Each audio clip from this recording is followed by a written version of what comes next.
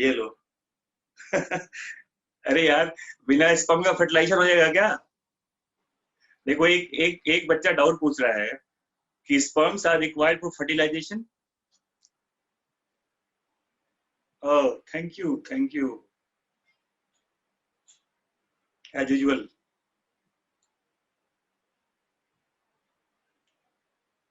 कौन सा नंबर चाहिए? स्पर्म का नंबर?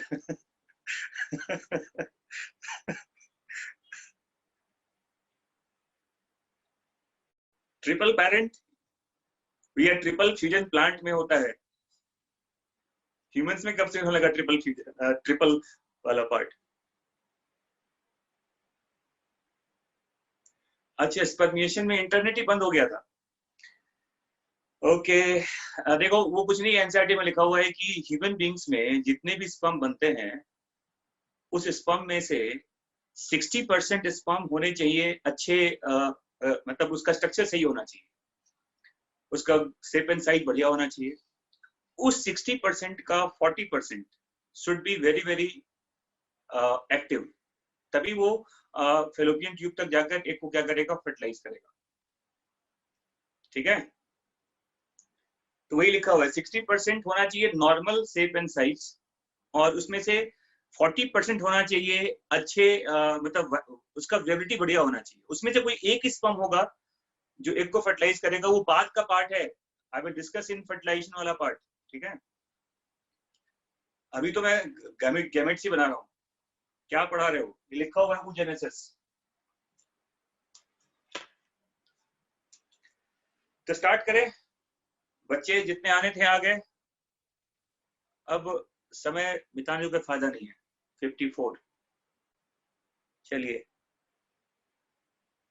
तो हमने लास्ट क्लास में पढ़ लिया था स्पर्मेटोजेनेसिस के बारे में, कि स्पर्म कैसे बनता है, मेल्स में कैसे स्पर्म का फॉर्मेशन होता है, उसमें कैसे वो उसका पूरा मूवमेंट है सेमिनिफेरस ट्यूब्यूल से यूरेथ्रा तक, कहाँ कहाँ क्या होता है, स्पर्म के क्या क्या कैरेक्टरिस्टिक हैं, ये सब मैंने आपको लास्ट वीडियो में बता दिया था। आज मैं बता रहा हूँ गैमेटोजेनेसिस का जो नेक्स्ट पार्ट है, उसका नाम क्या होता है? उसको oogenesis कहते हैं। oogenesis का मतलब बताओ।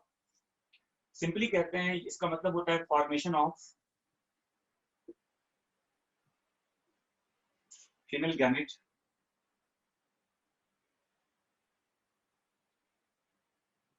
या इसको ओवर या इसको ओवम भी कहते हैं। तो याद रखना, oogenesis का मतलब होता है क्या? oogenesis is simply called the process of formation of female gametes, जिसको ओवा भी कहते हैं, इसको ओवम भी कहते हैं। और एक यूनिक चीज याद रखिएगा कि फीमेल्स में जो गैमेट का गैमेट फॉर्मिंग जो प्रोसेस होता है, उसका इनिशिएशन बर्थ के पहले हो जाता है। एक चीज तो मैं ब्रीफ कर दूं थोड़ा पहले क्या है। जैसे कहते हैं, जैसे मान लो ये फीमेल में ओवरी का स्ट्रक्चर है। ठीक है, और इस ओवरी में जब ये फीमेल बर्थ के पहले, अगर देखो फीमेल्स में बर्थ के पहले ही गैमेट्स के बनने का प्रोसेस क्या हो गया, स्टार्ट हो जाता है। ठीक है, और याद रखना कि प्रीनेटल फेज में, प्रीनेटल फेज कहते हैं, मतलब बर्थ के पहले जो 2 to 7 मंथ का टाइम है, मतलब फीमेल्स, अगर कोई फीमेल चाइल्ड है, फीमेल फिटस है, और वो मदर के यूट्रस में ग्रो कर रही है, उसी समय जो उसका गेस्टेशन पीरियड का 2nd to 7th मंथ का टाइम होता है, मान के चलिए कि जितने भी गैमेट के बनने का पूरा प्रोसेस है, इनिशिएशन का पार्ट इसमें कंप्लीट हो जाता है। इसके बाद कुछ नहीं होता, उसके बाद कोई नया गैमेट का फॉर्मेशन नहीं हो रहा। तो what ever female ovary contains after birth, जिसे आप गैमेट का प्रिकर्सर कहते हो आप, उसके बनने का पूरा प्रोसेस 2 to 7th मंथ में कंप्लीट हो गया। तो कहने का मतलब ये देखो, इनिशिएशन कहते हैं इसको। Talked about the initiation of oogenesis, ये क्या है बताओ? ये प्रीनेटल फेज में होता है और इस गैमेट्स के बनने का पूरा जो मतलब कंप्लीट अगर देखा जाए प्रीनेटल फेज में, बर्थ के पहले वाले फेज में, तो ये 2 to 7th मंथ में पूरा हो जाता है। और याद रखिएगा कि इस 2 to 7th मंथ में हुआ क्या एक्चुअली, मैं बता दूं। देखो, एक टर्म यूज करते हैं, फॉर्मेशन ऑफ प्राइमोर्डियल फॉलिकल। मतलब 2 से 7 महीने में जब फीमेल मदर के यूट्रस में ग्रो कर रही है, फिटस जिसे कहते हैं एक्चुअली, उस इस टाइम में क्या हुआ, इतने सारे फॉलिकल्स बन गए, जिसका नाम क्या बताओ, इसको प्राइमोर्डियल फॉलिकल कहते हैं। और बता दो मैं चीज, इस फॉलिकल का number 2 million in each ovary होता है। अब इसी प्राइमोर्डियल फॉलिकल का सारी कहानी आगे चलनी है, नया कुछ नहीं बनना, जितना बनना था ये सब बन चुका है बर्थ के पहले। तो जो सबसे इनिशियल फॉलिकल्स जो फीमेल्स के ओवरी में बना, उसका नाम क्या बताओ, उसे कहते हैं प्राइमोर्डियल फॉलिकल। नंबर कितना होता है इसका, 2 million in each ovary, 2 ovary होते हैं, तो प्राइमोर्डियल फॉलिकल का नंबर कितना होता है, 2 मिलियन इन ईच ओवरी। समझ में आ रहा है। और मैंने कहा कि इसी फॉलिकल का फर्दर डेवलपमेंट होना है बर्थ के बाद, कोई भी नया फॉलिकल अब फॉर्म नहीं करेगा। और देखो, तो कहने का मतलब ये है कि oogenesis, ठीक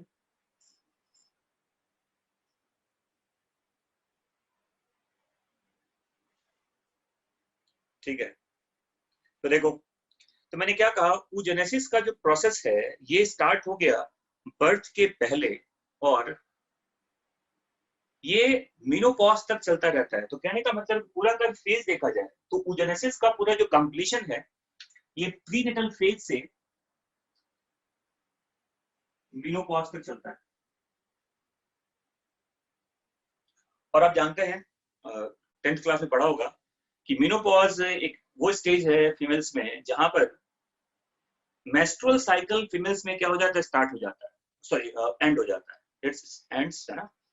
तो कहने का मतलब ये है कि फीमेल्स में बर्थ के पहले प्रीनेटल फेज से स्टार्ट हो गया oogenesis, और ये एंड कहां तक है बताओ, मीनोपॉज। तो मीनोपॉज क्या होता है, ऑलमोस्ट 50 इयर्स तक ये फीमेल्स में आ जाता है। फीमेल्स में 50 इयर्स तक मीनोपॉज आ जाता है। मीनोपॉज का मतलब the end of the menstrual cycle. तो ड्यूरेशन समझ में आ गया आपको, प्रीनेटल फेज से लेके मीनोपॉज तक, ये किसका ड्यूरेशन है, ड्यूरेशन ऑफ oogenesis कहता है। और यहीं पे अगर मैं कंपेयर करूं स्पर्मेटोजेनेसिस वाले पार्ट से, तो स्पर्मेटोजेनेसिस स्टार्ट हुआ था प्यूबर्टी में, और ये मेल्स में कभी खत्म नहीं होता। जब तक एक ह्यूमन मेल जिंदा है उसकी बॉडी में स्पर्म बनेगा। हाँ, अमाउंट कम हो सकता है बट पूरा बंद नहीं होता। तो कहने का मतलब ये है कि talk about the duration of the gametogenesis, compare कर रहे हैं आप अगर उसको आप, तो spermatogenesis starts after puberty and ends till death, वो डेथ तक चलेगा। बट फीमेल्स में क्या हुआ, it starts before birth, prenatal phase कहते हैं इसको, एंड एंड्स एट मेनोपॉज। तो ये अगर आप डिफरेंशिएट करना चाहें तो डिफरेंशिएट कर सकते हैं कि जो oogenesis और स्पर्मेटोजेनेसिस का टाइम होता है, उसका टाइम मतलब उसका कितने का उसका डिफरेंस क्या है, किस टाइम तक ये सारा प्रोसेस होता है। अब मैं बताऊं आपको कि एक्चुअली ये प्राइमोर्डियल फॉलिकल है क्या, और बाकी सारे फॉलिकल्स क्या होते हैं। मैंने शायद आपको पहले वीडियो बताया था कि primordial follicle, primary follicle, secondary follicle, tertiary follicle, है ना, मैच्योर फॉलिकल, ये सारे फॉलिकल्स क्या हैं। अब मैं पहले उसका स्ट्रक्चर बताता हूँ आपको, ये समझ में आ गया। ये जस्ट एक ब्रीफिंग मैंने किया है कि व्हाट इज oogenesis। ठीक है, चलिए मैं इसको अब मिटा देता हूँ। अलग अलग फॉलिकल्स कैसे डेवलप होते हैं ओवरी में, वो देखिए।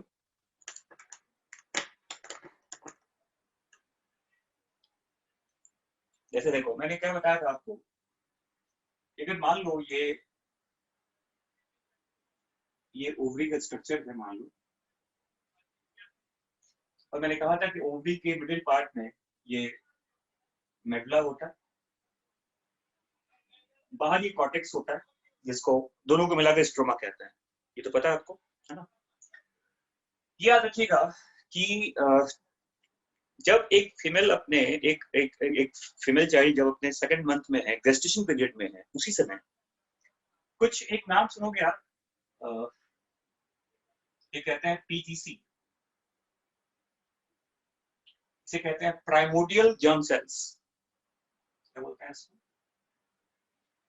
Primordial germ cells. ये प्राइमोर्डियल जर्म सेल्स बेसिकली यहाँ पर होते नहीं, ये एक्स्ट्रा गोनाडल कहते हैं, ये गोनाड्स में नहीं होता, ये ओवरी में नहीं होता, ये कहीं और बनता है। एम्ब्रियोनिक डेवलपमेंट के टाइम पर ये कहीं और बनेगा और बनने के बाद ये कहाँ पहुंचेगा? ओवरी में आता है। क्या नाम है इसका? Primordial germ cells. और ये जर्म सेल्स जब ओवरी में आया, देखो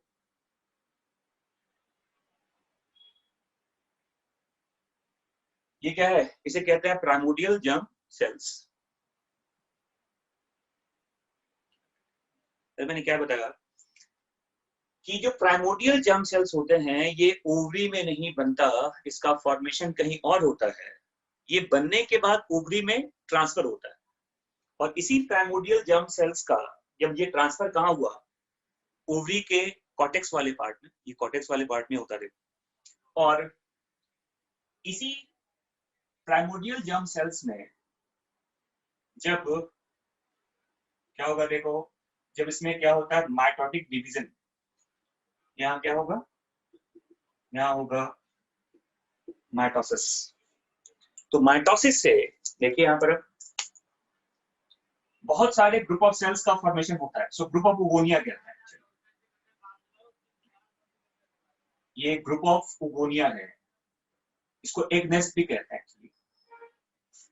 तो जब प्राइमोर्डियल जर्म सेल्स में क्या हुआ, रैपिड माइटोसिस। क्या हुआ? माइटोसिस। तो क्या बनेगा, देखो इसे कहते हैं क्या, इसे कहते हैं group of oogonia cells, oogonia कहते हैं, उगोनिया। और इसी oogonia, group of oogonia cells को हम एग नेस्ट भी कहते हैं। तो देखो कई सारे एग नेस्ट बनते हैं यहाँ पर, कई सारे एग नेस्ट बनते हैं यहाँ पर। तो प्राइमोर्डियल जर्म सेल्स में जब क्या हुआ, माइटोसिस, तो बहुत सारे क्या बने, उगोनिया। क्या बने? उगोनिया। और उस उगोनिया के ग्रुप को क्या बोलते हैं? एग नेस्ट कहा जाता है।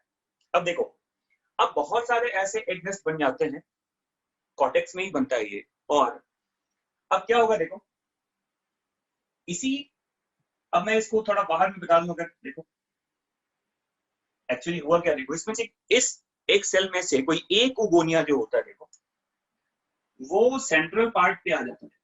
ये एक उगोनिया है जो थोड़ा बड़ा हो गया और जो सेंट्रल पार्ट पे आ जाता है, और जो रिमेनिंग इसके उगोनिया होते हैं, देखो ये इसके पेरीफेरी पे आ जाता है। जो बचे हुए उगोनिया होते हैं ये इसे सराउंड कर लेता है। देखिए, और देखो अब मैं बता दूं, आप नीचे यहाँ पर जो एग नेस्ट का सेंट्रल सेल है जो बीच में आ गया, देखिए ये वाला स्ट्रक्चर, इसी को कहते हैं, इसे कहते हैं अब प्राइमरी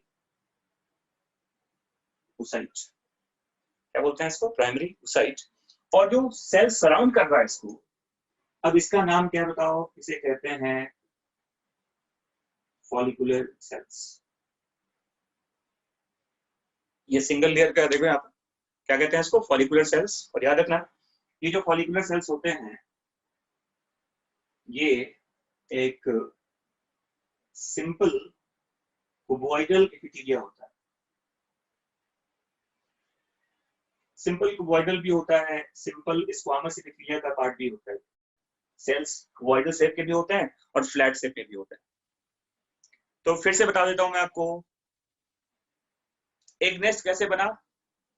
ये जो प्राइमोर्डियल जर्म सेल्स होते हैं इसके माइटोसिस से इस एग नेस्ट का एक सेंट्रल सेल क्या बन गया, उसका नाम हो गया प्राइमरी oocyte। और जो रिमेनिंग सेल सराउंड कर रहा है उसको, अब उसका नाम क्या है बताओ? उसे कहते हैं फॉलिकुलर सेल्स। क्या बोलते हैं इसको? फॉलिकुलर सेल्स कहते हैं इसको। और मैंने कहा फॉलिकुलर सेल्स का जो स्ट्रक्चर है ये एक सिंपल क्यूबॉइडल सेल्स होते हैं या सिंपल स्क्वामस सेल्स भी होता है, समझ में आ गया। और अब यहाँ देखो, ये जो प्राइमरी साइट है ये एक डिप्लॉयड सेल होता है। देखो सारे सेल्स डिप्लॉयड होते हैं अभी यहाँ, जितने भी सेल्स यहाँ हैं सबके सब डिप्लॉयड हैं, क्योंकि माइटोसिस के थ्रू बना है, मियोसिस अभी नहीं हुआ। ये समझ में आ गया। और अब देखिए इस प्राइमरी साइट में, जो प्राइमरी साइट इसके अंदर है, इसमें क्या होता है, मियोसिस फर्स्ट स्टार्ट्स। याद रखना कि जो सेंट्रल सेल्स, ये सब बर्थ के पहले हो रहा है। देखो ये सारा चीज बर्थ के पहले हो रहा है। प्राइमरी उस साइट में क्या स्टार्ट हो गया, मियोसिस फर्स्ट, लेकिन ये प्रोफेज 1 के डिप्लोटीन स्टेज में जाकर ये रुक जाता है, स्टॉप। आपने पढ़ा होगा प्रोफेज 1 में डिप्लोटीन पैकेटिन वगैरह जो होता है, स्टेज आता है प्रोफेज का, प्रोफेज फर्स्ट का। हाँ, तो मैंने क्या कहा कि प्राइमरी साइट जो एक डिप्लॉयड सेल है उसमें मियोसिस फर्स्ट क्या हुआ, स्टार्ट तो हो गया, लेकिन वो कहां पे स्टॉप हो गया, कहां पे सीज हो गया, प्रोफेज 1 के डिप्लोटीन स्टेज में, प्रोफेज 1 के डिप्लोटीन स्टेज में। और याद रखना कि ये जो पूरा स्ट्रक्चर आप देख पा रहे हैं यहाँ पर, आप इस पूरे स्ट्रक्चर को ही कहते हैं क्या, इसी का नाम क्या है, प्राइमोडियल फॉलिकल।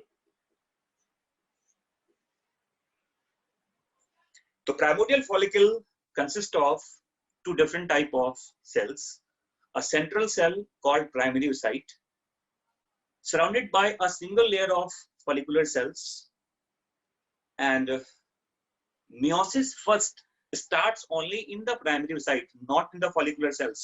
याद रखना कि follicular cells में कुछ नहीं हो रहा है, जो हुआ है वो primary oocyte में हुआ है। primary oocyte में meiosis first start हुआ और वो कहाँ रुक गया, प्रोफेज 1 के डिप्लोटीन वाले स्टेज में। और इसी का नाम क्या बताओ, इसी पूरे स्ट्रक्चर का नाम क्या बताओ, इसे कहते हैं प्राइमोडियल फॉलिकल। क्या बोलते हैं इसको, प्राइमोडियल फॉलिकल। क्लियर, समझ में आ गया। अब क्वेश्चन यहां पर यह है कि जब ये स्ट्रक्चर बन गया प्राइमोडियल फॉलिकल, इसी स्टेज में कहा जाता है फीमेल्स का बर्थ होता है। और मैंने पहले कह दिया था कि बर्थ के पहले दोनों ओवरी में लगभग 2-2 मिलियन क्या मिलता है, प्राइमोडियल फॉलिकल्स मिलता है। तो at the time of birth each ovary contains 2 millions of primordial follicle. तो ये फिर से लिख लीजिएगा अपने नोट्स में आप, during birth each female ovary contains 2 millions of primordial follicle। ठीक है, और इसी स्टेज में बर्थ हो गया है। अब क्वेश्चन यहां पर ये है कि प्राइमोडियल फॉलिकल के बाद अब आगे का स्टेज क्या है, अब क्या क्या होना है। देखो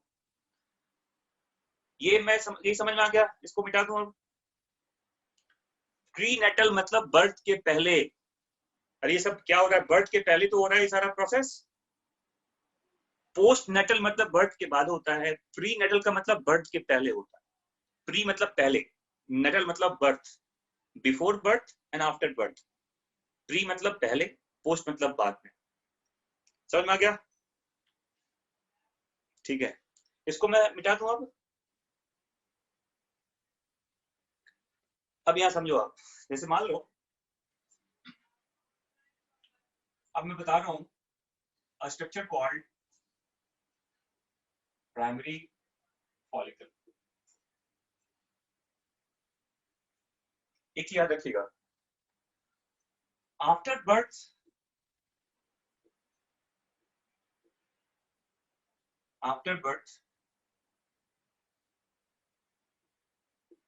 till puberty, that comes in females nearly 12 years of age। Birth के बाद टिल प्यूबर्टी क्या हुआ, देखिए बस कहानी यही है कि जो प्राइमोडियल फॉलिकल था,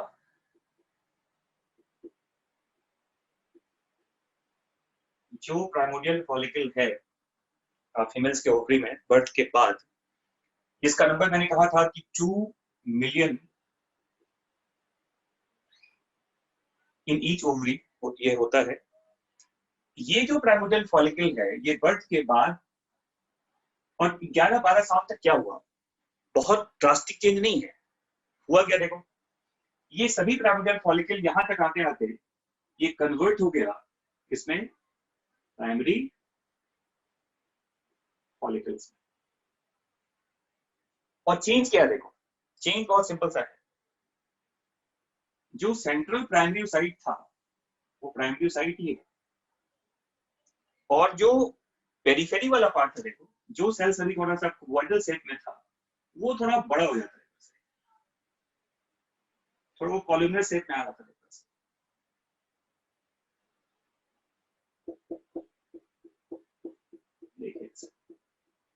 साइज स्केल बड़ा हो गया है। जो सेल्स अभी तक क्यूबॉइडल शेप में था ये कैसा हो गया, ये हो गया कॉलमनर सेल्स। इसके अंदर अभी भी वही है, क्या बताओ, स्ट्रक्चर ऑफ प्राइमरी साइट,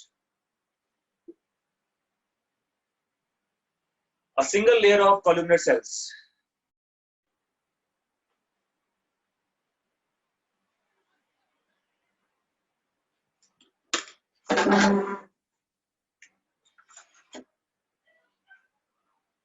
अब ठीक है पिक्चर,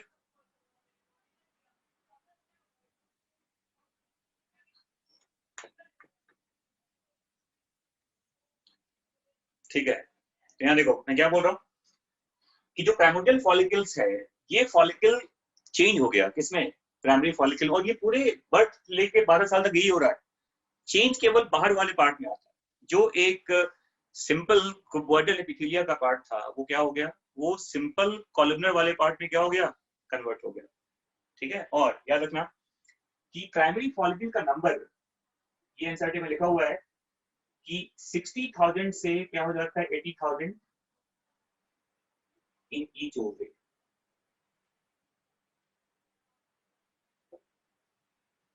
मतलब ये है कि नंबर घट गया। नंबर जो अभी तक यहाँ पर ये 2 मिलियन था ईच ओवरी, अब कितना हो गया 60,000 to 80,000 इन ईच ओवरी। और याद रखिएगा कि इस प्रोसेस को दैट इज कॉल्ड डिजेनरेशन। क्या हो गया बताओ, a process called degeneration of follicle. और इस फॉलिकल के डिजेनरेशन को एट्रेसिया कहा जाता है। इसको कहते हैं फॉलिकुलर एट्रेसिया। क्या लिखिएगा टर्म, फॉलिकुलर एट्रेसिया कहता है। फॉलिकुलर एट्रेसिया मतलब क्या था कि जो फॉलिकल अभी तक कितना था, लगभग 2 मिलियन प्राइमोडियल फॉलिकल बर्थ के बाद प्यूबर्टी तक आते आते नंबर कितना हो गया, केवल 60,000 से 80,000। चेंज कहां पे है बताओ, जो उसका फॉलिकुलर सेल्स का पार्ट था जो पहले कैसा था क्यूबॉइडल, अब वो कैसा हो गया कॉलमनर शेप में आ जाता है। Now this is called primary follicle. Primary site वही है, देखो इसमें कोई चेंज नहीं आया है, प्राइमरी साइट वही है जो यहाँ पे अवेलेबल था। तो प्राइमरी साइट के अंदर कोई चेंज नहीं है, चेंज केवल बाहर वाले पार्ट में आता है। क्लियर, तो ये हो गया आपका प्राइमरी फॉलिकल। अब मैं बता रहा हूं आपको कि सेकेंडरी फॉलिकल क्या है, बाकी के फॉलिकल्स क्या होते हैं। यहाँ देखिए, ये समझ में आ गया, इसको रब करो। तो दो चीज हो गया ना, एक तो नंबर कम हो गया है, नंबर कम हो गया, और दूसरा साइज चेंज आ गया किसका, फॉलिकुलर सेल्स का। क्लियर, अब मैं आगे बता रहा हूं आपको, देखिए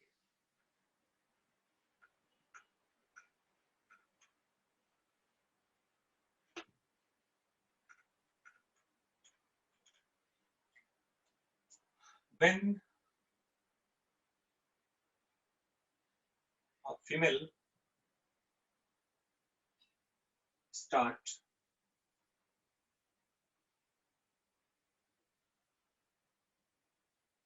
मेंस्ट्रुअल साइकिल, तो आपको ओवरी में देखो,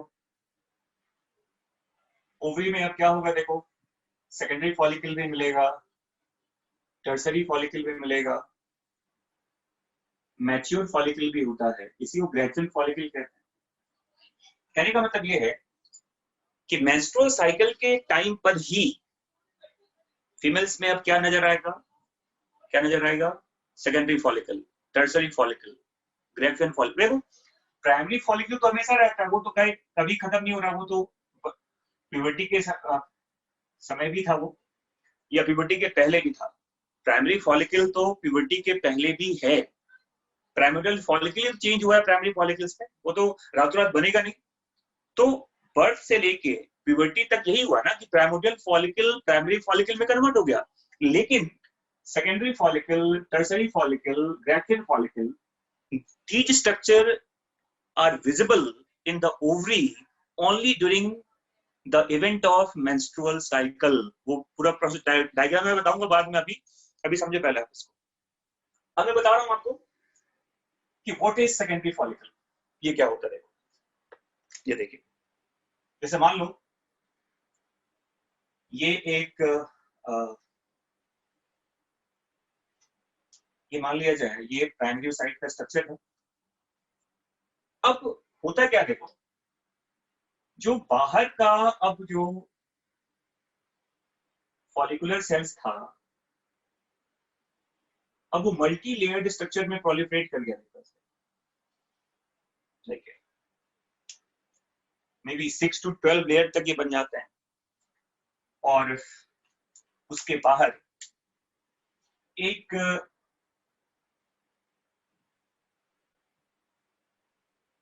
थीका, अनडिफरेंशिएटेड थीका लेयर कहते हैं, बाहर आता है।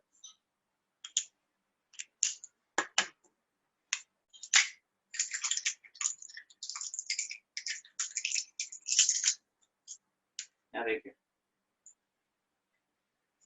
तो यहां पर मैं क्या बता रहा हूं आपको, ये जो बाहर आप देख पा रहे हो ऐसे स्ट्रक्चर,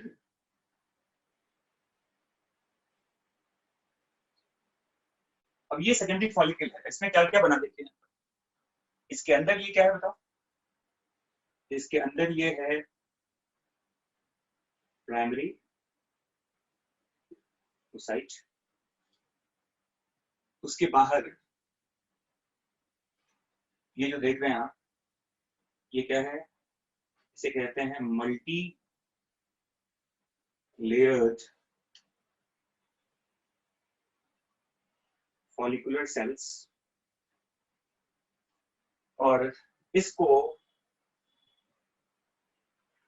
ग्रेनुलोसा सेल्स भी कहते हैं, लेयर भी कहा जाता है।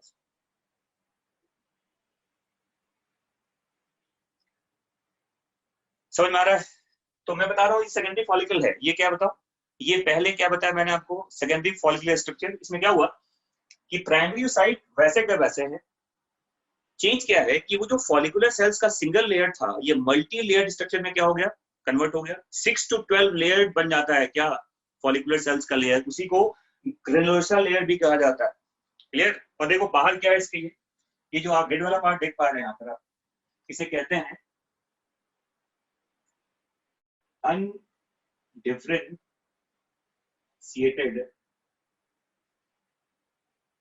थीका लेयर कहते हैं।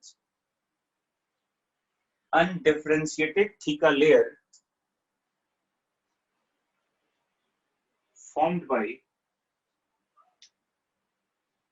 ovarian stroma cells।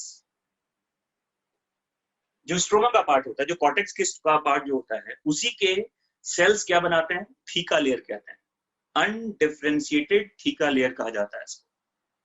क्लियर। और देखो मेंस्ट्रुअल साइकिल को मैं अगर थोड़ा सा यहाँ ब्रीफ करूं, अगर मान लो कि एक मंथ में क्या हो रहा है, देखिए एक्चुअली क्या होता है, देखो लगभग मान के चलो 20 से 25 या मे बी 25 से 30 प्राइमरी फॉलिक्यूल जो होता है, ये आगे वाले स्टेज में चला जाता है, और इससे लगभग मान के चलिए कि जैसे कि 8 से 10 क्या बन गया सेकेंडरी फॉलिकल।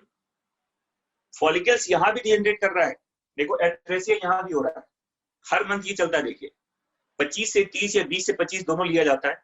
इतने नंबर में प्राइमरी फॉलिकल्स ग्रोथ में एंटर करता है और उसमें से 8 या 10 या 10 या 12 क्या बना, सेकेंडरी फॉलिकल।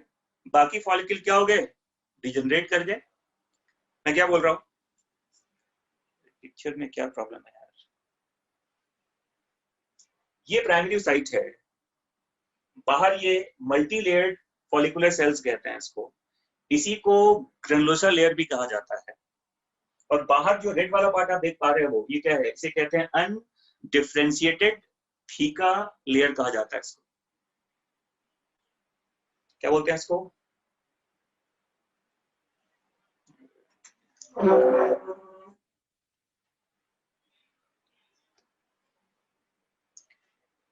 इसे कहते हैं अनडिफरेंशिएटेड थीका लेयर, ठीक है। और ये बनता कहां से है, ये बनता है ओवेरियन स्ट्रोमा से, इसे कहते हैं सेकेंडरी फॉलिकल। इस सेकेंडरी फॉलिकल से केवल एक, अब क्या बनेगा, स्ट्रक्चर कॉल्ड टर्सरी फॉलिकल, ठीक है। अब मैं बता रहा हूं आपको कि कैसा होता है टर्सरी फॉलिकल का स्ट्रक्चर। तो प्राइमरी साइट तो वही है जैसा पहले था, चेंज कहां पे आया बताओ, फॉलिकुलर सेल्स के लेयर्स में। वो पहले सिंगल लेयर था, ये मल्टी लेयर बन जाता है। और एक चीज और आ गया, थीका का पार्ट कवर करता है, देखो ये थीका कहां से आया, ये थीका बनते हैं ओवेरियन स्ट्रोमा के सेल से। क्या कहते हैं इसको, इसे कहते हैं अनडिफरेंशिएटेड थीका लेयर कहा जाता है इसको। ये क्या बना बताओ, सेकेंडरी फॉलिकल। अब यहां देखिए अब कि कैसा होता है स्ट्रक्चर ऑफ टर्सरी फॉलिकल, ये समझ में आ गया। सेकेंडरी फॉलिकल समझ में आ गया बच्चों को, ठीक है, चलिए that's fine. Let's see the structure of tertiary follicle.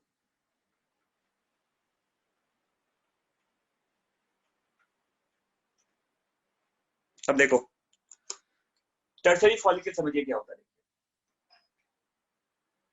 तो टर्सरी फॉलिकल के बनने में एक चीज याद रखिएगा, मियोसिस फर्स्ट जो अभी तक रुका हुआ था, वो मियोसिस फर्स्ट यहाँ कंप्लीट हो गया।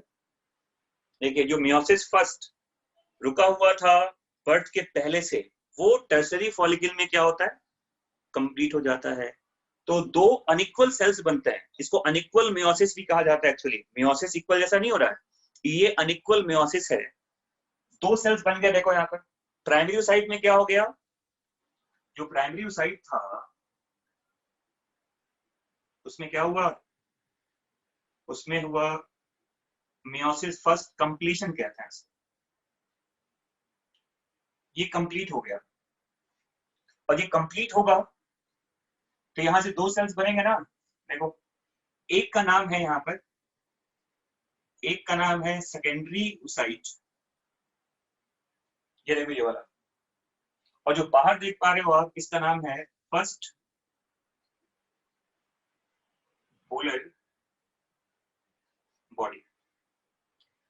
अनइक्वल मियोसिस है ये, क्योंकि दोनों सेल्स का साइज क्या है, अलग है, एक छोटा एक बड़ा होता है ना। तो जो लार्ज साइज सेल्स देख पा रहे हैं आप, इसका नाम क्या है, इसे कहते हैं क्या, इसे कहते हैं सेकेंडरी उसाइट। और जो बाहर की तरफ देख पा रहे हो आप, उसका नाम क्या है, उसे कहते हैं फर्स्ट पोलर बॉडी। क्लियर। और देखो अब इसके बाहर क्या हुआ, देखिए ऐसे जो एक चीज याद रखिएगा, अब एक बड़ा इंपॉर्टेंट सा चीज है, एक क्लियर कट अब सेपरेशन है। देखिए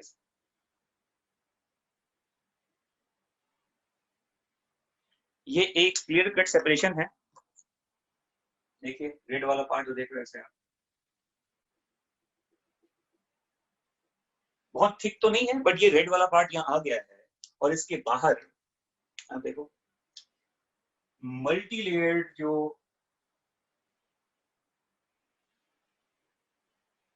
फॉलिकुलर सेल्स है, वो इसे सराउंड कर रहा है।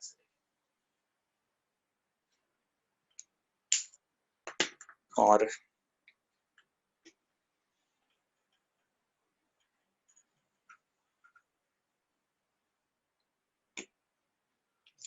तो मैंने कहा कि जो मल्टी लेयर्ड यहाँ जो फॉलिकुलर सेल्स हैं वो और ज्यादा प्रोलिफरेट करना करेगा। ये कई लेयर में क्या हो गया, प्रोलिफरेट कर गया। और जो थीका का लेयर था जो अभी तक कैसा था, अनडिफरेंशिएटेड, वो डिफरेंशिएट कर जाएगा दो लेयर में। देखिए एक लेयर ये अंदर की तरफ, ये थीका लेयर रहेगा, जो अभी तक अनडिफरेंशिएटेड था वो दो लेयर में डिफरेंशिएट कर गया।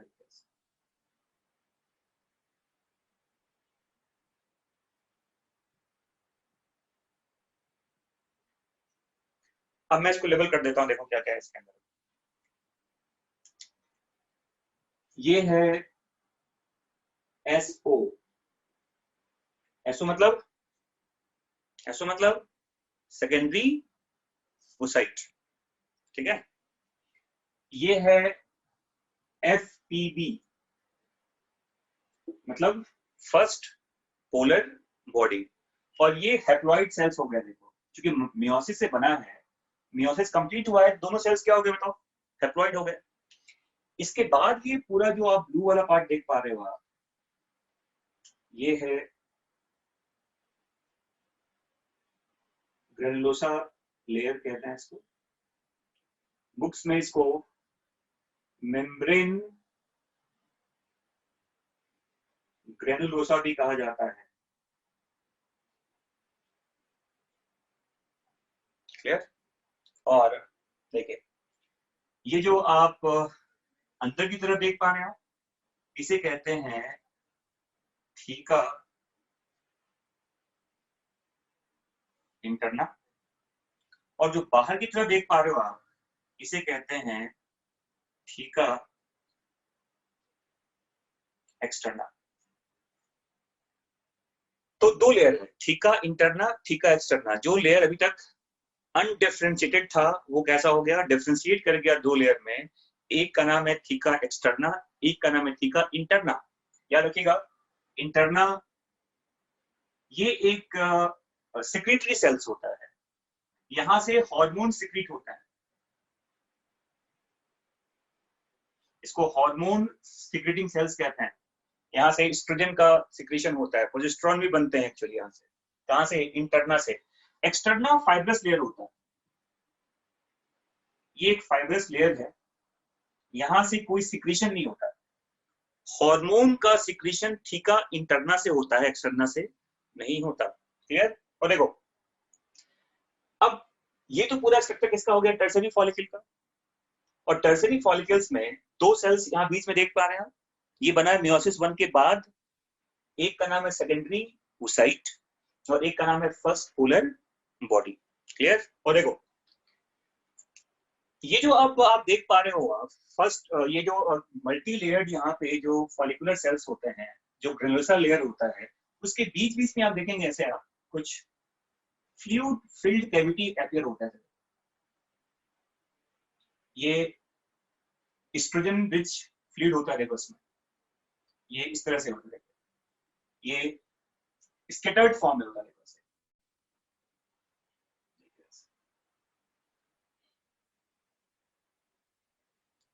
ये सभी स्कैटर्ड फॉर्म में एक्चुअली, ये फ्लूइड फिल्ड कैविटी है। देखो इसे कहते हैं इरेगुलर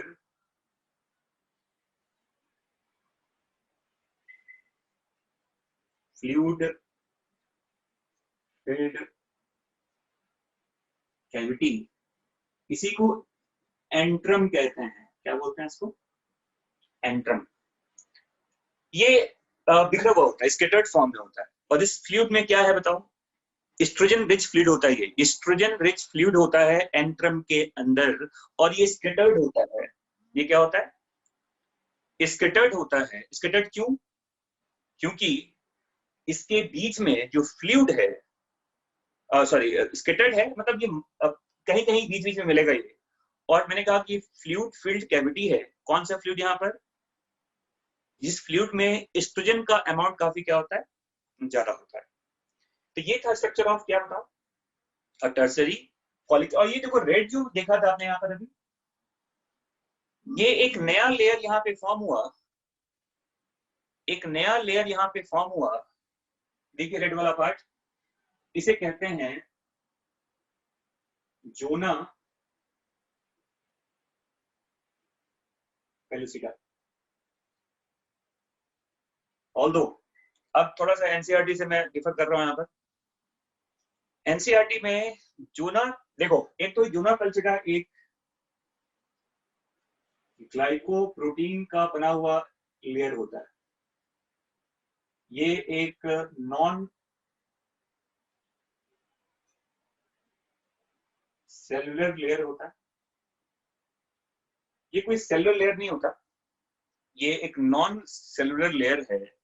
और ये किसका बना होता है? ग्लाइकोप्रोटीन्स का, जिसका एक थिन अपीयरेंस हो जाता है टर्सरी फॉलिकल में। इवन स्टैंडर्ड बुक में तो यहां तक बताते हैं कि सेकेंडरी फॉलिकल में भी जोना पेलुसिडा देखा जा सकता है, लेकिन आपके एनसीईआरटी में टर्सरी फॉलिकल में भी नहीं बताया गया। ये बताया गया है मैच्योर फॉलिकल में, ग्रेफिन फॉलिकल वाले पार्ट। और याद रखिएगा, यही टर्सरी फॉलिकल जो है, यही टर्सरी फॉलिकल जो होता है, ये फाइनली कन्वर्ट, एक टर्सरी फॉलिकल में कन्वर्ट किसमें हो गया बताओ? ग्राफियन फॉलिकल्स में। तो मैं बताऊंगा आपको स्ट्रक्चर ऑफ ग्राफियन फॉलिकल, जिसे इसको मैच्योर फॉलिकल भी कहा जाता है। तो मुझे बताओ, अगर आप कंपेयर करेंगे इस स्ट्रक्चर को सेकेंडरी फॉलिकल से, तो डिफरेंस कहां कहां आया? पहला डिफरेंस, मियोसिस फर्स्ट यहां कंप्लीट हो गया, मियोसिस फर्स्ट यहां पे कंप्लीट हो गया और दो हैप्लॉइड सेल्स बीच में आ गए। यहां पर एक नया लेयर डेवलप हुआ है, जो एक नॉन सेलुलर मेम्ब्रेनस लेयर है, जिसका नाम है zona pellucida, made up of glycoproteins. ठीक है। और जो फॉलिकुलर सेल्स का लाइनिंग है, वो और ज्यादा प्रोलिफरेट कर जाता है, वो और मल्टीलेयर्ड बन जाते हैं। और उस मल्टीलेयर्ड के बीच बीच में एक फ्लूइड फिल्ड कैविटी आ जाता है, उसे कहते हैं एंट्रम। एक और चीज, जो थीका सेकेंडरी फॉलिकल में अनडिफरेंशिएटेड था, वो यहाँ क्या हुआ? डिफरेंशिएट कर गया दो लेयर में। आउटर लेयर का नाम थीका एक्सटर्ना है और इनर लेयर का नाम थीका इंटरना है। थीका एक्सटर्ना फाइब्रस लेयर होता है, यहां से सिक्रीशन नहीं होता। थीका इंटरना एक हार्मोन सिक्रेटिंग सेल्स कहते हैं, और जो हार्मोन यहां से बनता है उसको एस्ट्रोजन कहा जाता है।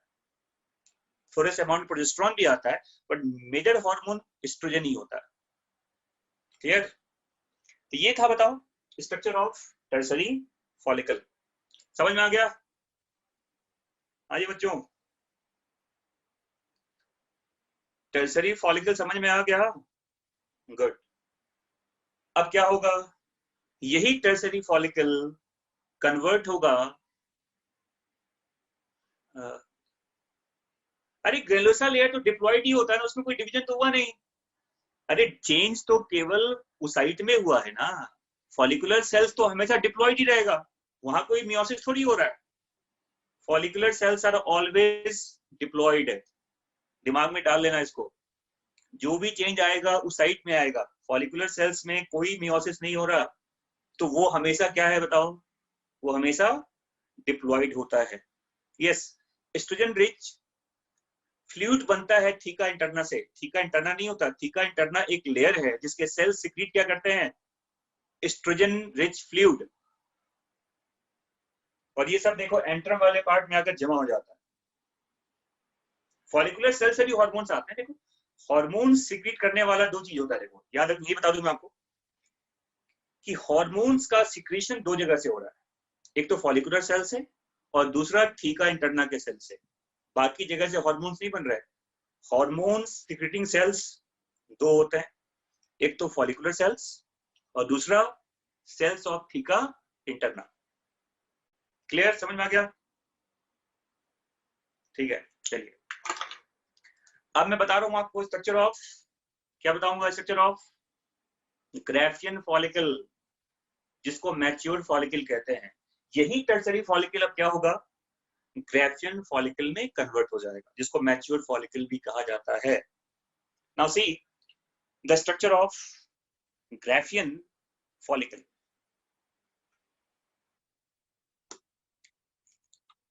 देखो Structure of Graafian follicle, जिसको मैच्योर फॉलिकल भी कहता है। क्या होता है देखो अभी स्ट्रक्चर, जैसे देखिए सेंट्रल पार्ट में मान लो हमने बनाया ये सेकेंडरी साइट है, बाहर ये फर्स्ट पोलर बॉडी बना लिया हमने, और इसके बाहर देखिए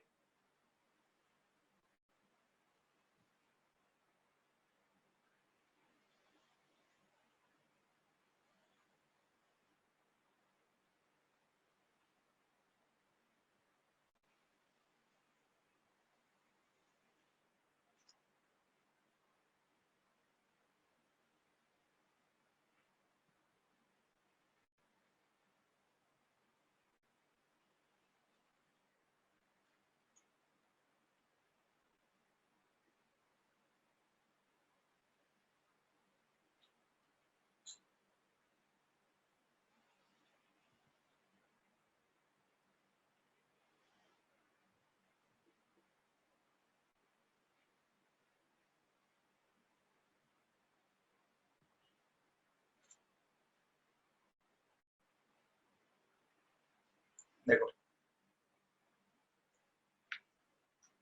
ये पूरा स्ट्रक्चर जो देख पा रहे हैं यहाँ पर देखिए,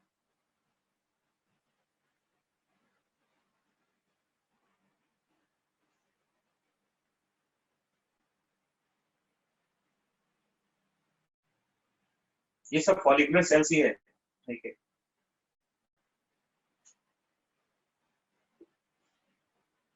और जो बाहर का जो थीका का पार्ट था, वो थीका अभी भी इसमें अवेलेबल है। देखो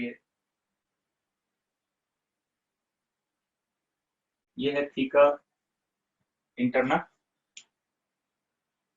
और एक और भाग बना दिया हमने थीका एक्सटर्ना।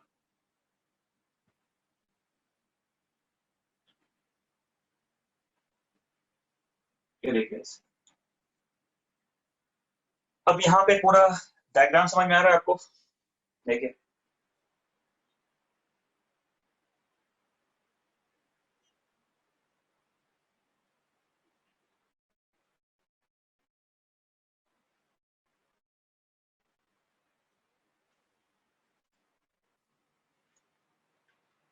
ये तो वही लेयर है थीका एक्सटर्ना, ये थीका एक्सटर्ना है, ये थीका इंटरना है।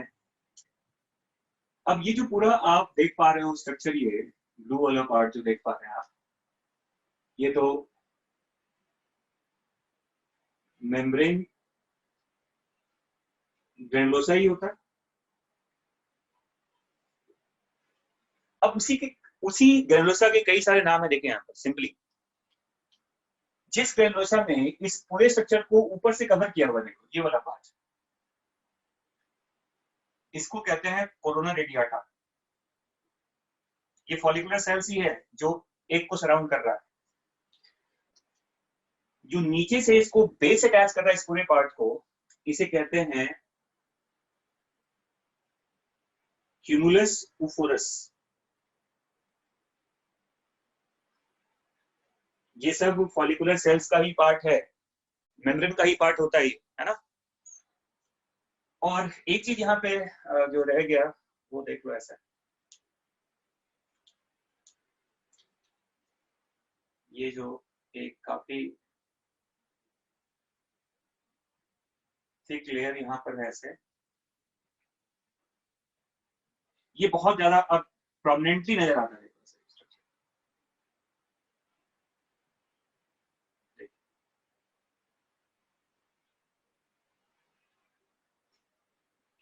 रेड वाला पार्ट देख रहे हैं यहाँ पर आप, इसका नाम क्या बताओ?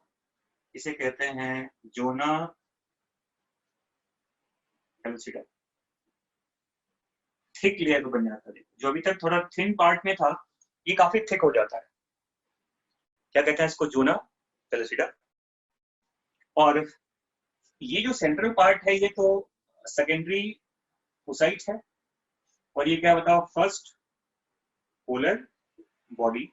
और बीच में देखो एक बहुत बड़ा एरिया अब फ्लूइड फील्ड एरिया डेवलप हो गया, रेगुलर साइज का। ये पूरा एरिया जो देखता है इसे फ्लूइड होता है। और अब ये लार्ज एंट्रम कहते हैं, ये क्या है बताओ, इसे लार्ज एंट्रम कहा जाता है। जो पहले स्कैटर्ड था अब ये एक सिंगल पार्ट बन जाता है, इसे कहते हैं लार्ज एंट्रम। ये बीच में जो देख पा रहे हैं आप यहाँ पर, और इसी का नाम है ग्रेफियन फॉलिकल, इसी को मैच्योर फॉलिकल भी कहा जाता है। तो टर्सरी फॉलिकल ही कन्वर्ट किसमें होता है, मैच्योर फॉलिकल में या ग्रेफियन फॉलिकल में। अब डिफरेंस समझ में आ रहा है आपको वहां पर।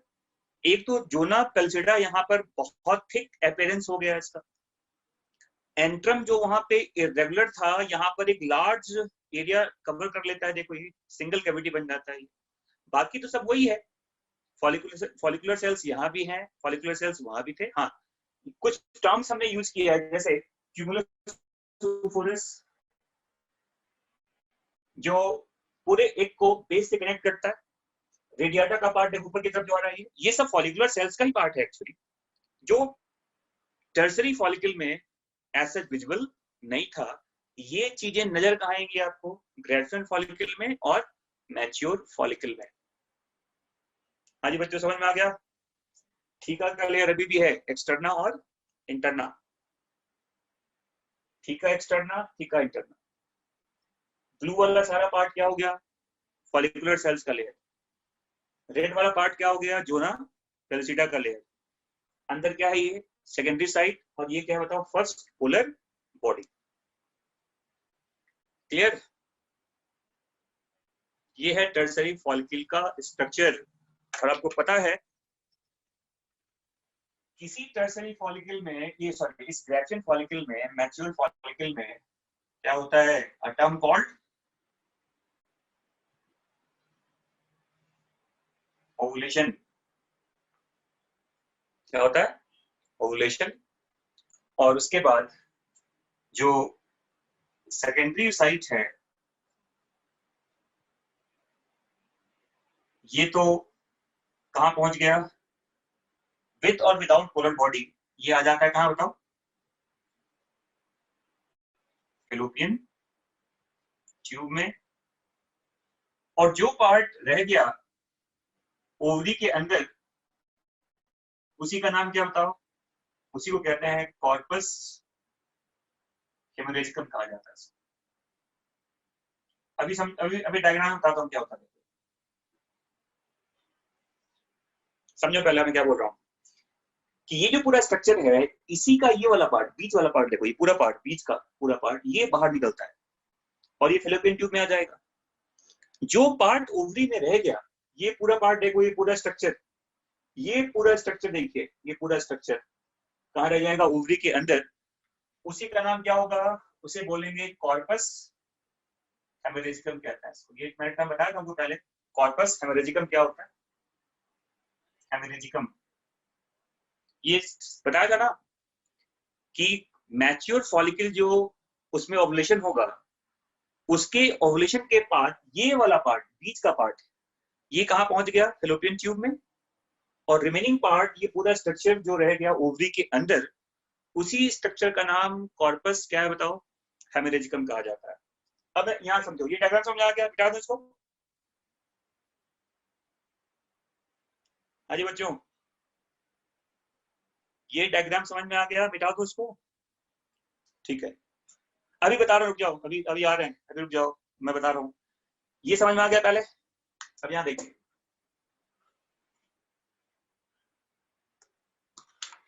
अब मान लो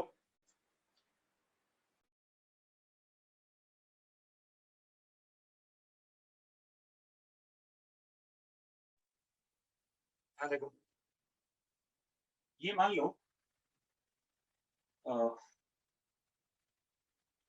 ओवरी का स्ट्रक्चर है, और ये ओवेरियन मेडुला का स्ट्रक्चर है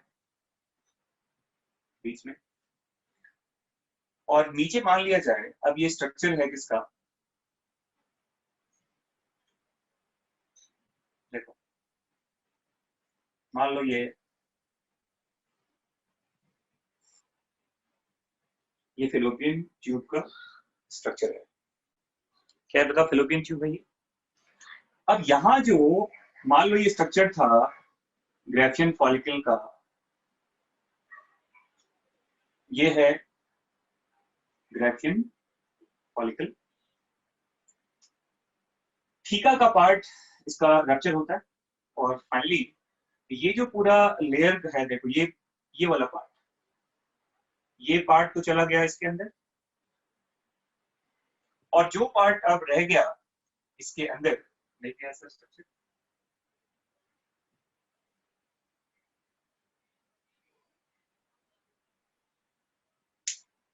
इसी का नाम क्या होता है, उसको कॉर्पस हेमरेजिकम कहता है। जो बाहर आ गया फेलोपियन ट्यूब में, ये है सेकेंडरी साइट का पार्ट।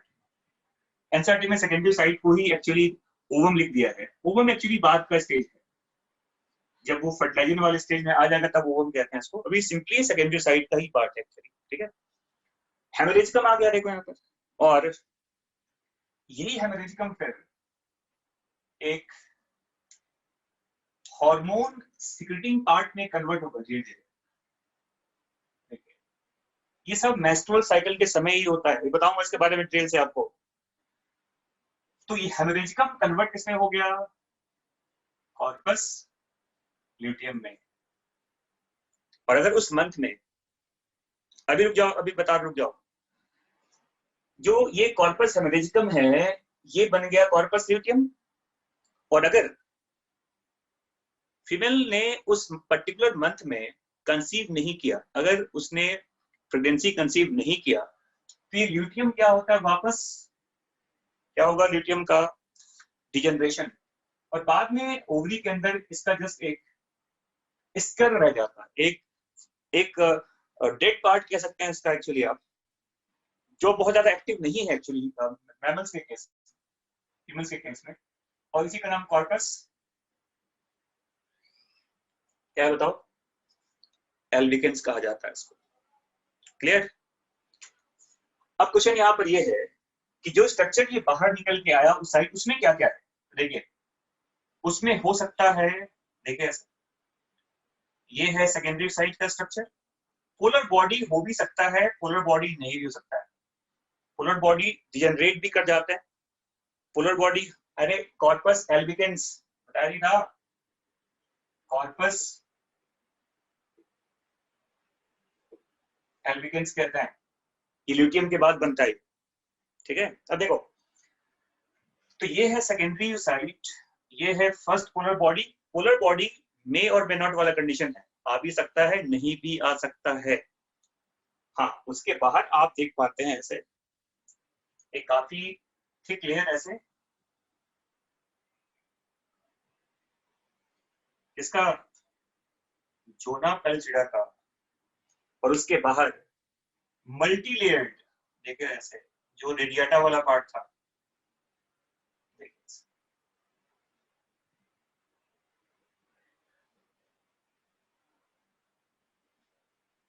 ठीक है। तो ये जो आप देख पा रहे हैं यहाँ पर, ये लेयर, ये क्या है, ये है कोरोना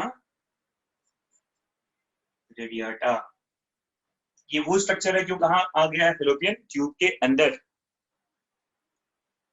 अरे CH का मतलब होता है कॉर्पस हेमरेजिकम, ये यहाँ से हॉर्मोन्स वगैरह नहीं बनते, ये ब्लड फिल्ड एरिया होता है हेमरेजिकम, हेमरेजिकम मतलब ब्लड का ही तो पार्ट होता है, ब्लड फिल्ड एरिया है हेमरेजिकम, हेमरेजिकम ही हार्मोन सिक्रेटिंग पार्ट में कन्वर्ट होगा, जिसका नाम कॉर्पस ल्यूटियम है। ये यहाँ से बनते हैं हार्मोन, ल्यूटियम से, हार्मोन में प्रोजेस्टेरॉन भी होता है और एस्ट्रोजन भी होता है, और ल्यूटियम जब डिग्रेड करेगा तो कॉर्पस एल्बिकेंस बन जाता है, ठीक है। अब यहाँ देखो, रेडियाटा हो गया, रेड वाला पार्ट ये बताओ, ये जोना पेल्सिडा है ये। और एनसीईआरटी में देखिएगा एक टर्म यूज किया गया है, देखो ये, इसे कहते हैं एग मेम्ब्रेन, इसे एग मेम्ब्रेन कहते हैं। सेकेंडरी साइड का जो मेम्ब्रेन होता है, इसी को एक और इसको उलिमा भी कहते हैं, उलिमा। सेकेंडरी साइड के मेम्ब्रेन को एग मेम्ब्रेन या उलिमा कहा जाता है। क्लियर? और जो इसके बीच में ये गैप देख पा रहे हो आप, देखिए ये गैप, इसके बीच में उलिमा और जोना पेल्सिडा के बीच में, इस गैप को कहते हैं क्या? इसे कहते हैं पेरी वाइटलाइन स्पेस। क्या बोलते हैं इसको? Perivitelline space. किसके बीच का एरिया है बताओ? एरिया बिटवीन द उलिमा, the secondary site egg membrane and the zona pellucida is called perivitelline space। और ये वो स्ट्रक्चर है जो कहां पहुंच गया? फैलोपियन ट्यूब में। And that event is called, क्या कहते हैं इसको? इसे कहते हैं ओवुलेशन। तो ओवुलेशन के बाद वो पार्ट जो फैलोपियन ट्यूब में आ गया, वो सेकेंडरी साइट है, विथ और without first polar body. And जो पार्ट ओवरी में रह गया, उसी का नाम कॉर्पस हेमेरेजिकम है, जिससे बाद में क्या बनेगा? Corpus luteum. और ल्यूटियम अगर डिजनरेट कर गया तो क्या बन गया? Corpus albicans. और ये पूरा कहानी जो होता है, देखो हर मंथ रिपीट होता है, हर मेंस्ट्रुअल साइकिल में ये चीजें रिपीट होती हैं, तब तक जब तक फीमेल ने कंसीव नहीं किया। एक बार फीमेल ने प्रेगनेंसी कंसीव, एक बार वो प्रेग्नेंट अगर हो गई, जाइगोट अगर इम्प्लांट हो गया, तो यहां तक कहां जाएगा? कहां तक? ल्यूटियम तक। वो डिजनरेट नहीं करता, वो बना रह जाता है।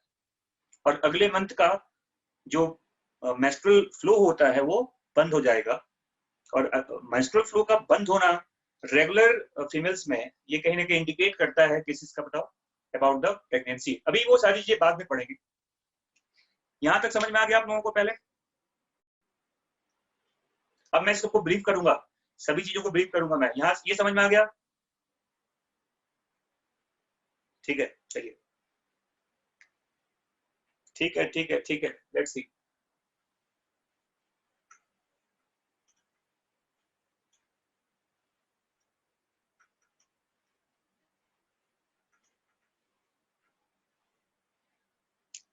अब मैं आपको समराइज कर रहा हूं।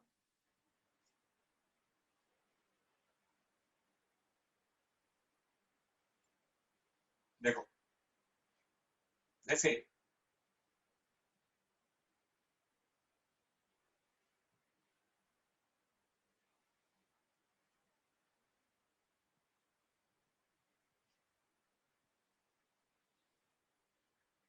ये मान लो हमने 3 फीमेल्स के पूरे लाइफ साइकिल को ये 3 पार्ट में मैंने डिवाइड किया है। जैसे ये मान लो टिल 9 मंथ्स तक का ये पार्ट है, ये बर्थ के पहले का पार्ट, इसे कहते हैं प्री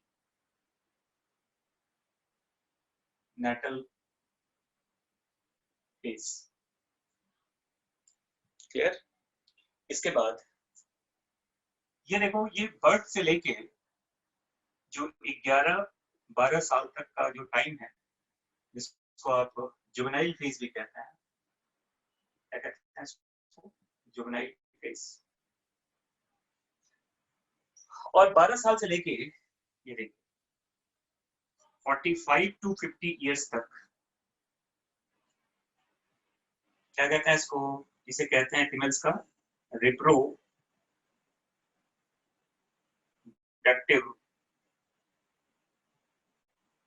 फेज कहते हैं इसको।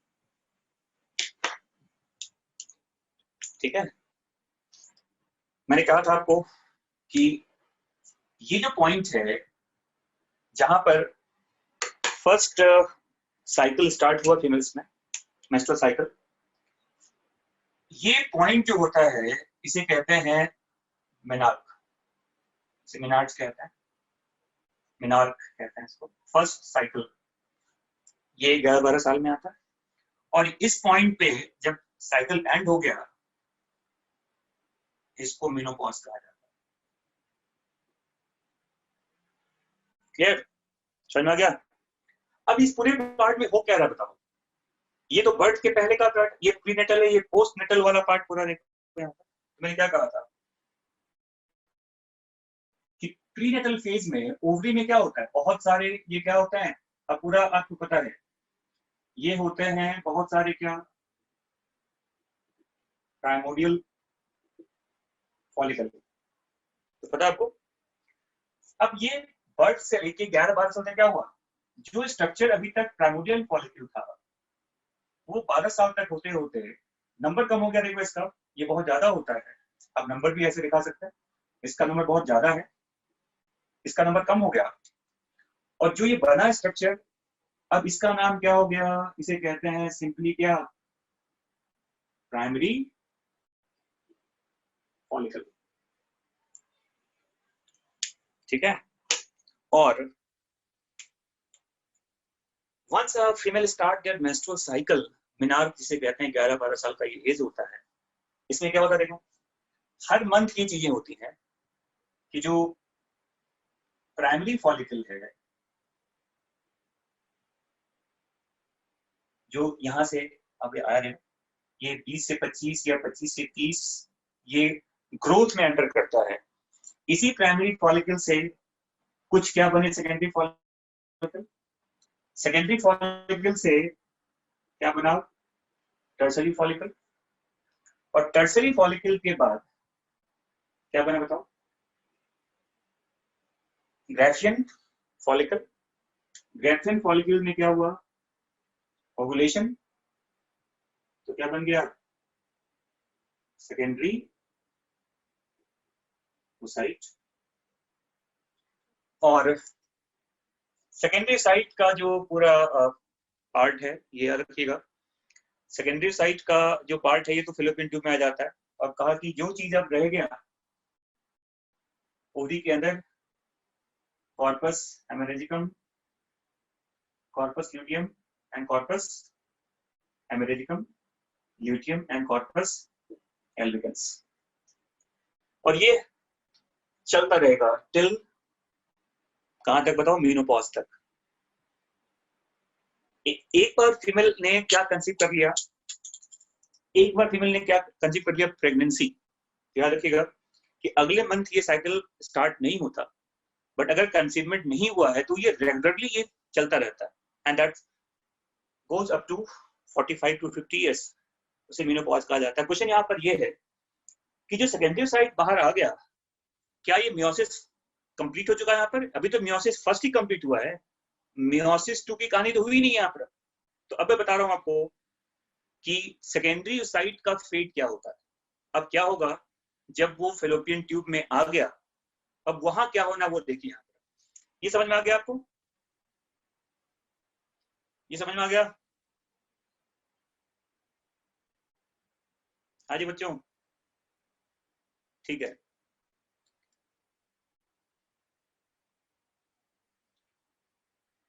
बर्थ के पहले prenatal phase, all about the primordial follicle.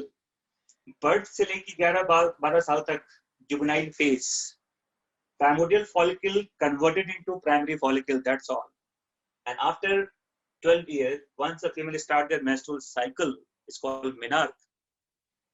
In every menstrual cycle, few number of primary follicles enters in growth phase, converted into secondary follicle. One of them becomes tertiary follicle, and that tertiary follicle get mature into Graafian follicles. And in that Graafian follicles, we talk about the term ovulation. And after ovulation, the part of the follicle that are inside the ovary is called corpus hemerogicum, corpus luteum and corpus albicans. अब देखो यहाँ पर, अब मिटा दो इसको, ठीक है, चलिए।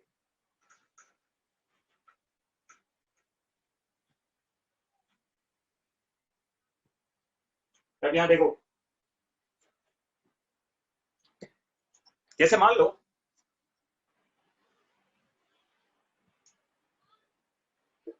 ये है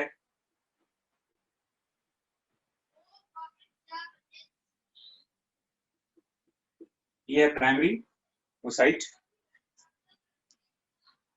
इस प्राइमरी ओसाइट में जब मियोसिस फर्स्ट कंप्लीट हुआ तो दो सेल्स बन गए। ये एक इरेगुलर मियोसिस कहता है इसको, क्योंकि दो अलग अलग साइज का सेल होता है यहाँ पर। अब इसमें एक जो बना इसका नाम है क्या, सेकेंडरी ओसाइट, और इसे कहते हैं क्या, फर्स्ट पोलर बॉडी। और याद रखना इस सेकेंडरी साइट में meiosis 2 started only in tertiary follicle। देखो ये भी इंपॉर्टेंट पार्ट है कि सेकेंडरी साइट में मियोसिस 2 तो स्टार्ट हो गया, कहां बताओ, टर्सरी फॉलिकल में स्टार्ट हो जाता है, लेकिन ये अगेन रुक जाता है, अगेन स्टॉप एट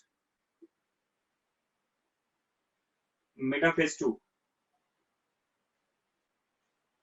याद रखना कि जब वो फेलोपियन ट्यूब में आया सेकेंडरी साइट तो उसमें मियोसिस 2 स्टार्ट हो चुका होता है, लेकिन वो रुका हुआ है कहां बताओ, वो अगेन कहां पॉज कर गया है, मेटाफेज 2 में। अब कहानी ये है कि अगर इस सेकेंडरी साइट को स्पर्मेटोजोआ का इंफेक्शन होगा, देखो ये क्या है, स्पर्मेटोजोआ, बिना इसका फेट इसके स्पर्म के ही हाथों में होता है, स्पर्म की वजह से ही ये अपना मियोसिस 2 कंप्लीट करेगा, नहीं तो पॉसिबल नहीं है।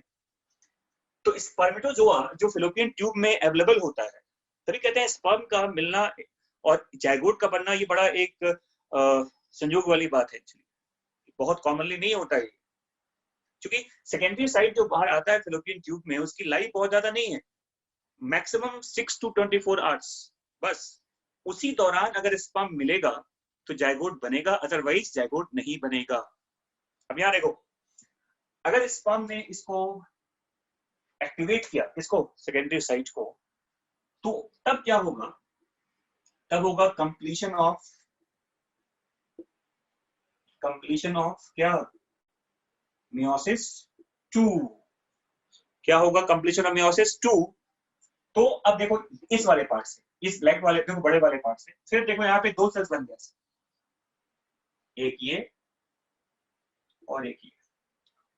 और अगर मान लो ये बचा हुआ है पहले से और इसमें भी मियोसिस 2 हो गया, अगर तो यहाँ पर दो एक जैसे सेल्स बन जाएंगे यहाँ से भी, क्योंकि आपको पता है कि 4 सेल्स बनते हैं मियोसिस वाले पार्ट में, तो 1 2 3 4।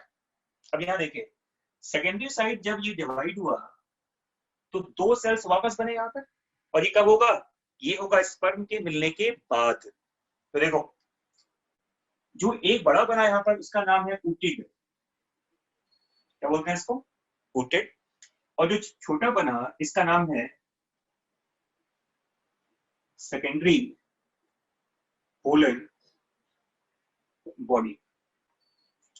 और ये काम होना होता है बहुत जल्दी, बहुत ज्यादा टाइम नहीं है, 6 आवर्स से 24 आवर्स के बीच में सब कुछ होना है, अदरवाइज जो सेकेंडरी साइट का लाइफ है वो खत्म हो जाएगा, स्पर्म रह के भी कुछ नहीं कर सकता फिर। तो स्पर्म को मिलना होगा 6 से 24 घंटे के अंदर सेकेंडरी साइट के साथ, कहाँ, फेलोपियन ट्यूब में। तो ये क्या बनना बताओ, ootid and secondary polar body. और दो जो अगर ये भी बन गया, इसे भी क्या कहते हैं, इसे भी सेकेंडरी पोलर बॉडी कहा जाता है। ये तब होगा बताओ जब इस फर्स्ट पोलर बॉडी में भी क्या होगा, मियोसिस 2 होगा, जो हमेशा नहीं होता। कहने का मतलब ये है, और जब ये ऊटिड फर्टिलाइजेशन वाले स्टेज में आता है तो इसी ऊटिड से ओवम बनता है।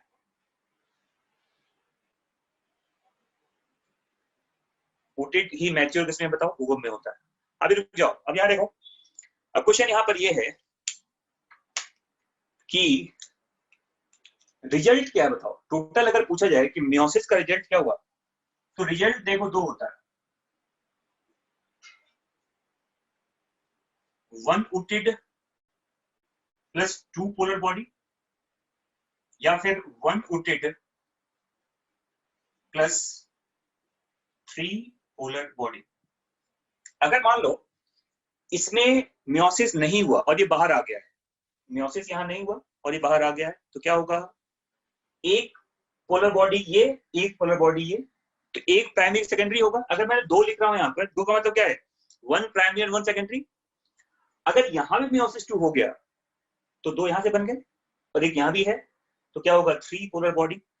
तीन कहने का मतलब all the three must be secondary polar body. और अगर दो लिखा गया इसका मतलब बताओ, एक प्राइमरी और एक सेकेंडरी होगा। ठीक है, तो पूछा जाता है कि रिजल्ट क्या है मियोसिस का।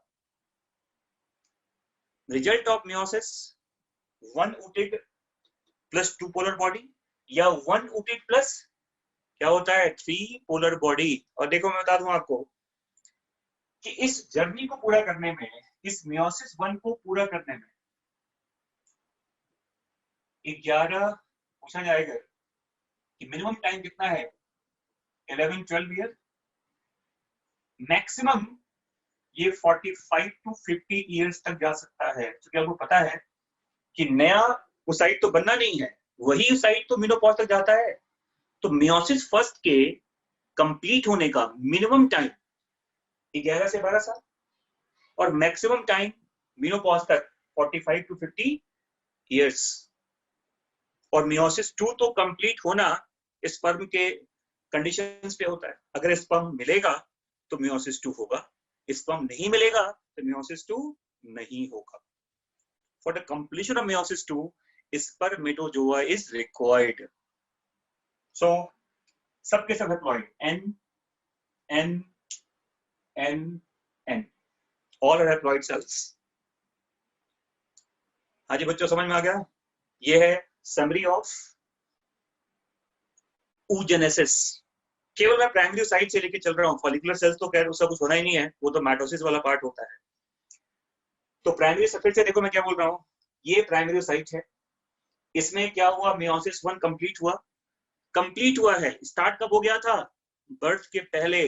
कहाँ रुक गया था, प्रोफेज वन में, डिप्लोटीन वाले स्टेज में। कंप्लीट कब हुआ, जब उसमें स्टार्ट हुआ मेंस्ट्रुअल साइकिल, प्यूबर्टी के बाद। तो मियोसिस वन के कंप्लीट होने के बाद दो सेल्स बन गए, एक बना सेकेंडरी साइट और एक बना फर्स्ट पोलर बॉडी। अब सेकेंडरी साइट में अगर स्पर्म मिलेगा, और मैं क्या बोल रहा हूं, secondary site meiosis two start हो चुका होता है टर्सरी फॉलिकल में ही, बट वो कहां रुका हुआ है, मेटाफेज टू में। मेटाफेज टू के आगे की कहानी तब स्टार्ट होगी जब उसको स्पर्म क्या करेगा, एक्टिवेट करेगा। स्पर्म एक्टिवेशन के बिना मियोसिस टू कंप्लीट नहीं होगा। और अगर होगा तो यहां से दो बन गए, एक को कहते हैं ऊटेड और एक का नाम क्या है बताओ, सेकेंडरी पोलर बॉडी। और इसमें भी अगर हो गया तो यहां से भी दो पोलर बॉडी बन जाएंगे। अब क्वेश्चन यहां पर यह है कि पोलर बॉडी बनता ही क्यों है, बर्बाद होने के लिए, उसके बनने का सिग्निफिकेंस क्या है। तो बहुत जरूरी बता दूं मैं आपको, सेकेंडरी पोलर बॉडी के बनने का दो फायदा होता है। एक तो ये क्रोमोसोम को इक्वली डिवाइड कर देता है, आधा आधा हो गया, और साइटोप्लाज्म के पार्ट को मैक्सिमम एक ही जगह रखता है। क्योंकि देखो इनिशियल जो डेवलपमेंट होना होता है जाइगोट का, वो तो यहीं से बनेगा ना, ओवम से बनेगा। तो it retain more amount of cytoplasm. Unequal cytokinesis है ये, क्या है बताओ, unequal cytokinesis and equal chromosomal division. Diploid से हैप्लॉयड हो गया ना, आधा आधा। देखो 23 क्रोमोसोम यहां भी होगा, 23 यहां भी होगा, 23 यहां भी होगा, 23 यहां भी होगा। मियोसिस टू तो वही होता है ना। तो क्रोमोसोम का तो आधा आधा बंटवारा हो गया, लेकिन साइटोप्लाज्मिक डिवीजन बराबर नहीं हुआ है। It retain maximum in one cell and that helps in future zygotic development. तो दो फायदे हो गए ना। पूछा जाए, क्वेश्चन पूछा जाता है कि पोलर बॉडी के बनने का क्या फायदा है, क्या लिखेंगे बताओ? Unequal cytokinesis to retain maximum cytoplasm in ovum, and second equal division of chromosomes to divide the cells from diploid to haploid. हाँ जी बच्चों, समझ में आ गया? हाँ ये बताओ, प्राइमरी साइट जो फीमेल्स में बर्थ के पहले प्राइमरी साइट जो प्यूबर्टी के समय 80,000 के आसपास होता है, अरे वही प्राइमरी साइट तो 50 साल तक भी जाएगा ना। तो क्या सारे प्राइमरी साइट में मियोसिस फर्स्ट पहले ही मंथ में पूरा हो जाएगा क्या?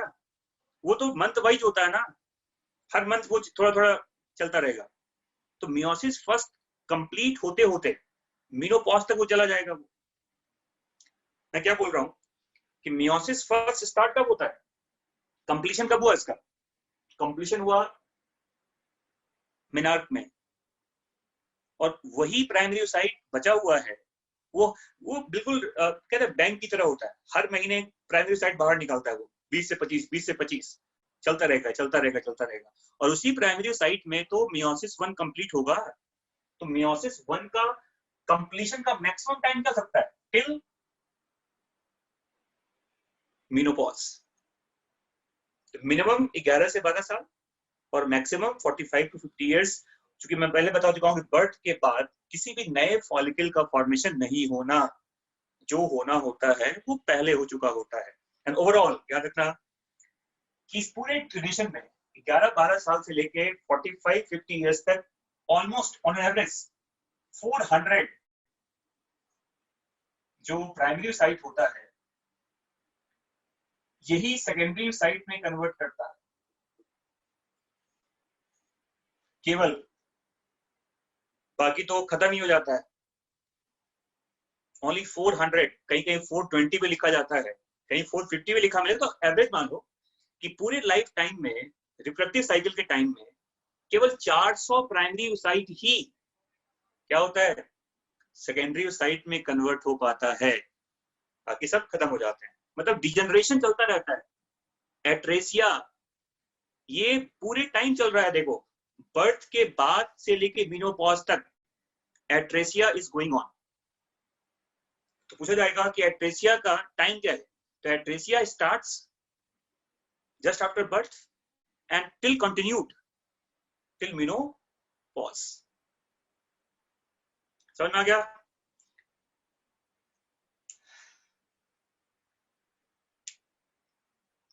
गुड। तो अगले क्लास में मैं बताऊंगा आपको कि ये जो पूरा चेंज हुआ है, हर मंथ जो मंथली ये चेंज आता है फीमेल्स के बॉडी में, क्या लिंक है इसके हार्मोन के साथ, और वो डिस्कस होगा आपका नेक्स्ट पार्ट जिसे कहते हैं मेंस्ट्रुअल साइकिल। तो अगले क्लास में मैं बताऊंगा आपको इवेंट ऑफ मेंस्ट्रुअल साइकिल। दो सिग्निफिकेंस है, मैंने कहा कि दोनों इंपॉर्टेंट है, equal division of chromosomes and unequal division of cytoplasm. ठीक है?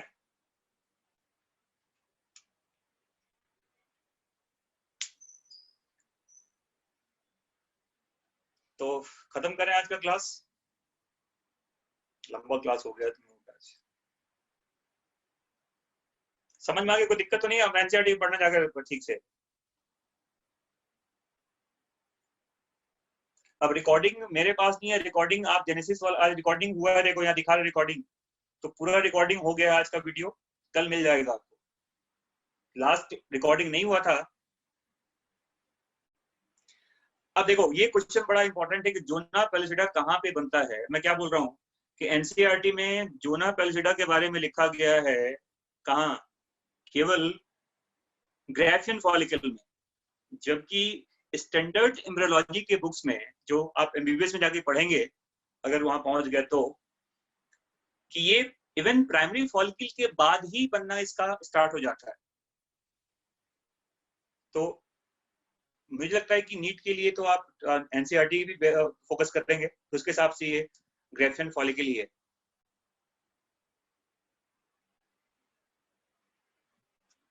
अब देखो जो सही था मैंने बता दिया, क्वेश्चन क्या पूछेगा अब मुझे पता नहीं है। एनसीईआरटी, अगर एनसीईआरटी के बेस पे जाएंगे तो आप टर्सरी फॉलिकल की सॉरी ग्रेफिन फॉलिकल का वो बात करेंगे। एनसीईआरटी में टर्सरी फॉलिकल में भी नहीं दिखाया गया है, वो सीधा ग्रेफिन फॉलिकल में दिखाता है उसको। ठीक है, चलिए फिर, एनी डाउट? हाँ जी बच्चों, और कुछ पूछना है?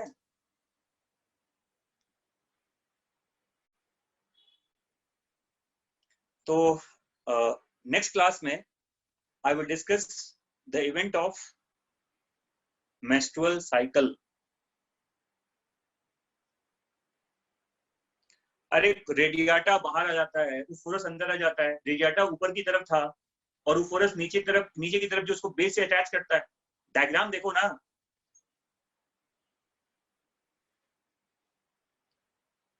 चलो ठीक है।